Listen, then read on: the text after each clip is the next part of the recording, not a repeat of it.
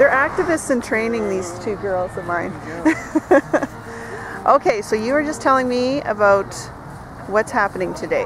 So what I see Occupy Saskatoon as, and all the occupations really, is neighborhoods can get together one time, like for 3 hours a month, and they can talk to each other and they can say what's wrong, what can we do about it, like how can we resolve these issues.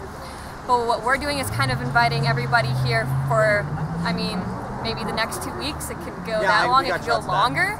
Yeah. And we're inviting them here and we're saying let's have this conversation 24 hours a day and try and find people that are like concerned about the same issues as you, get together with them, talk to them and see what you can come up with, identify the problems and see how you can make solutions.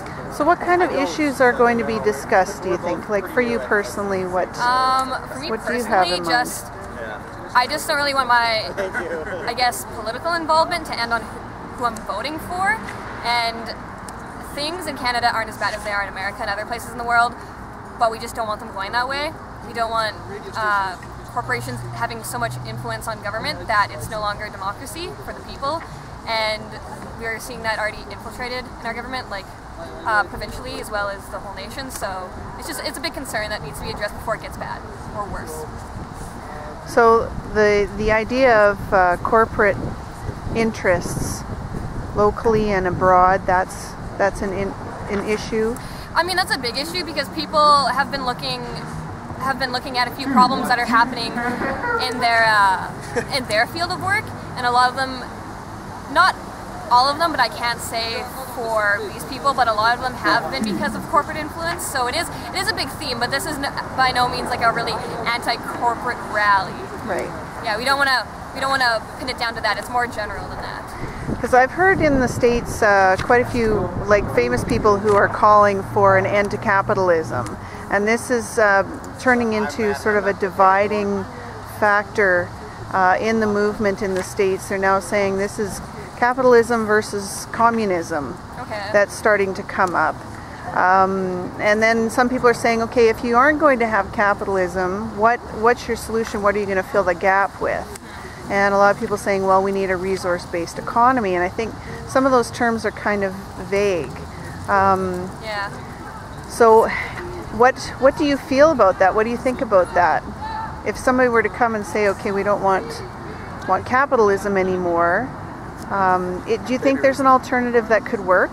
I mean, it's all trial and error. I mean, that's what I guess political reform has been, like monarchs used to run everything, and then that got abolished because it was failing, and capitalism is failing. So I'm not too informed on issues. I'm here to inform myself. I'm here to be educated by others as well as educated as much as I can. There are a lot of people from different fields that can educate about what's going on with their field, and yeah, there's just a lot of conversations going on about what can we do. Do you feel there's a political party that speaks to any of the concerns? Sorry. Is it the book or the question? That was the question. I don't really know.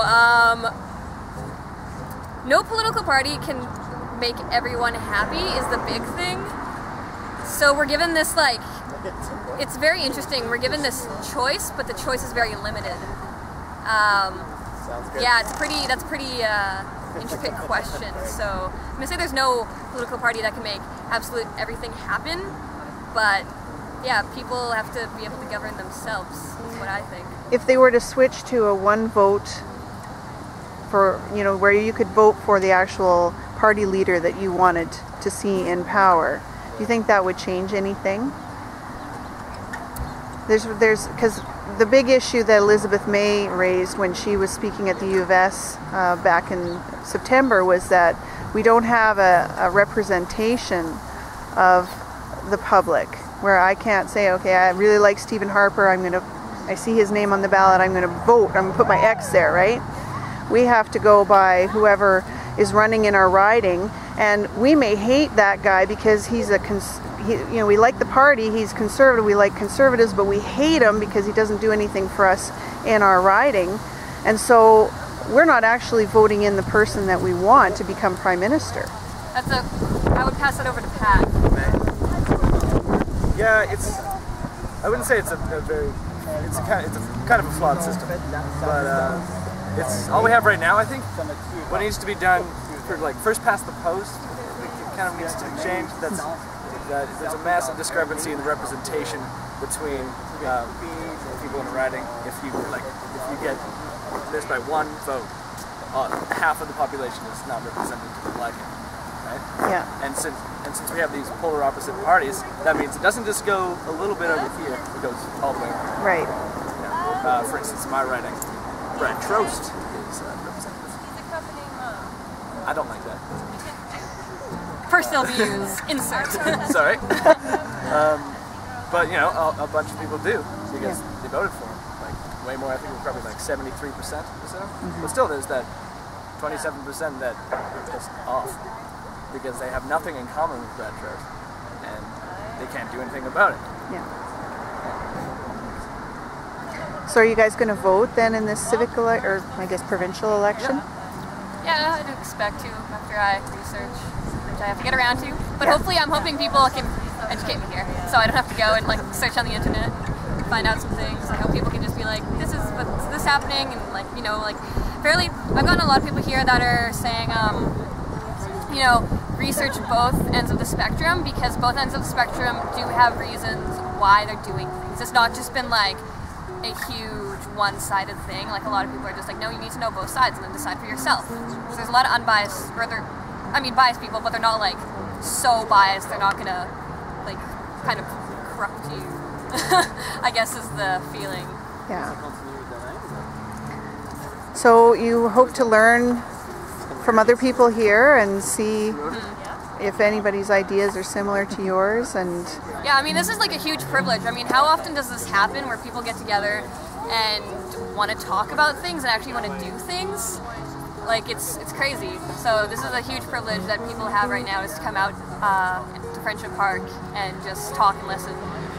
So if you guys had a message then for any of the occupiers in Wall Street, New York, etc., what would you say? Are you in solidarity with them? Or? It's definitely in solidarity. Thank you for going and taking the initiative. Giving up a good part of your lives. Giving up a good, I can't believe the airline pilot showed up. That was sweet.